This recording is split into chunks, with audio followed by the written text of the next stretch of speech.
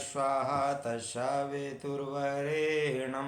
भर्गो देवस्य धीमहि धियो यो नः प्रचोदयात्। ओम परमात्मने नमः। अहो अहं नमो मह्यं दक्षो नास्ति मत्समः असंस्पृश्य शरीरेण येन विश्वं चिरं कृतम्। अहो आश्चर्य। अहम नमः महम मैं स्वयं को नमस्कार करता हूँ। दक्षा माने चतुर, नास्ति नहीं है यह इस सृष्टि से संसार में, मत्समः मेरे समान, असंस्पृशः अलग रहकर, शरीरेण शरीर से, एन जिससे, विश्वम संसार, चिरम माने चिरकाल पर्यंत, घृतम धारण किया गया। मैं आश्चर्यचकित हूँ, मैं स्वयं को प्रणाम करता हूँ। इस संसार में मेरे समान दूसरा कोई चतुर कुशल कोई नहीं है, क्योंकि मैं शरीर को स्पर्श किए बिना ही इस विश्व को सदा धारण किए रहता हूँ।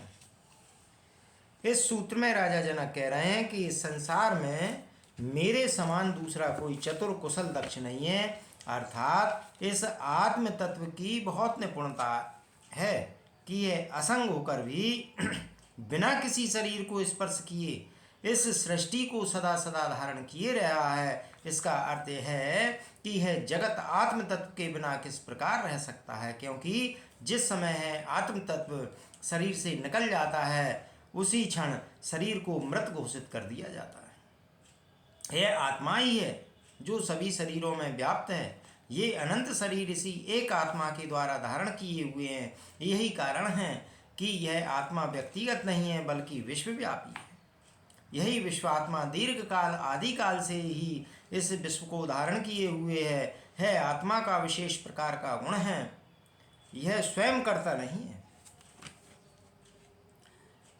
लेकिन उसके गुणों से स्वाभाविक क्रिया अपने आप हो रही है। इस प्रकार चुंबक, जिस प्रकार चुंबक लोहे को स्वयं प्रयास करके अपनी तरफ नहीं खींचता, विद्युत प्रयत्न करने या स्वयं की इच्छा से प्रकाश नहीं फैलाता, सूर्य अपनी इच्छा से ताप और प्रकाश नहीं देता, गुरुत्वाकर्षण किसी भी आज्ञा का पालन करते हुए पदार्थों को अपनी तरफ नहीं खींचता, मेघ एवं वर्षा किसी के आदेश की प्रतीक्षा करके पानी नहीं बरसाते, अग्नि किसी की आज्ञा से नहीं जलाती, ये सब उसके स्वाभाविक गुण धर्म हैं जिनसे संपूर्ण क्रियाएं अपने आप ही हो जाती हैं। इसी प्रकार है आत्म तत्व संसार को धारण किए हुए, उसकी इच्छा से नहीं बल्कि स्वयं के स्वाभाविक गुणों के आधार पर यह कितनी बड़ी वास्तविकता है जो राजा जनक ने प्रकट की है।